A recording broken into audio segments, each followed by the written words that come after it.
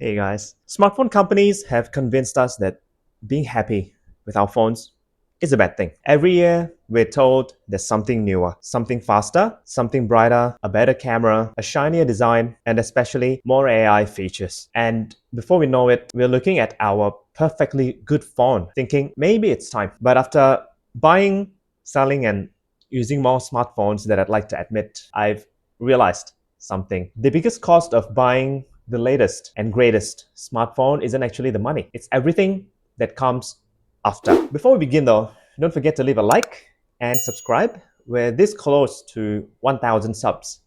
Love y'all.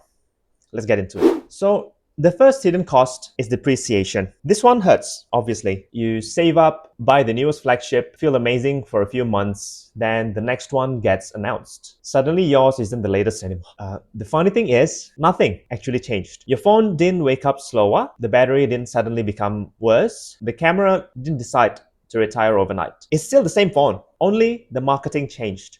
Now, the second hidden cost is the excitement.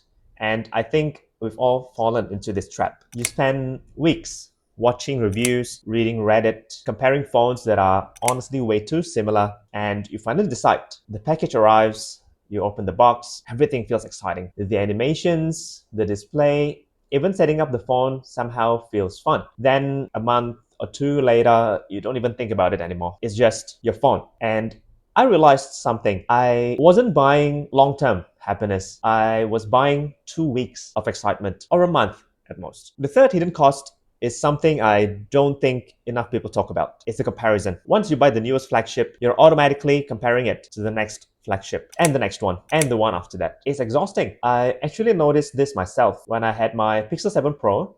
I was constantly curious about what Google would improve next. Now I'm using the Pixel 9 Pro XL. Do I love it? Absolutely. The battery is miles better. The display is gorgeous. Thermals are finally where I want them to be. It was the right upgrade for me.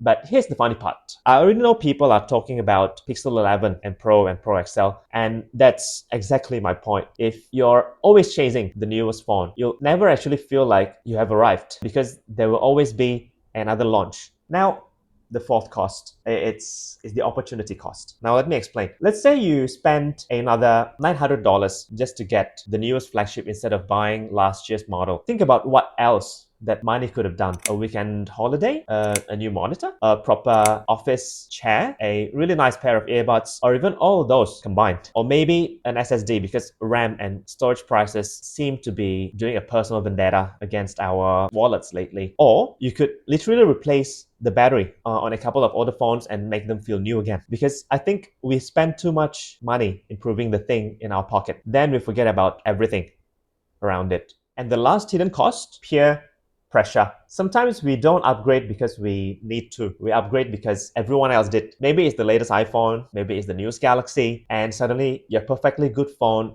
doesn't feel good enough anymore. And the scary part is, if you give in once, you'll probably do it again. Because next year, there'll be another must-have phone, and the year after that. If your reason for upgrading is to keep up with everyone else, you'll never actually catch up. Now, don't get me wrong. I'm not saying don't buy flagship phones. I clearly enjoy them. Otherwise, I wouldn't have bought my Pixel 9 Pro XL. I bought it used, by the way. And I think there's a big difference between buying a phone because it genuinely improves your daily life and buying one because you feel like you're falling behind. Those are two completely different reasons.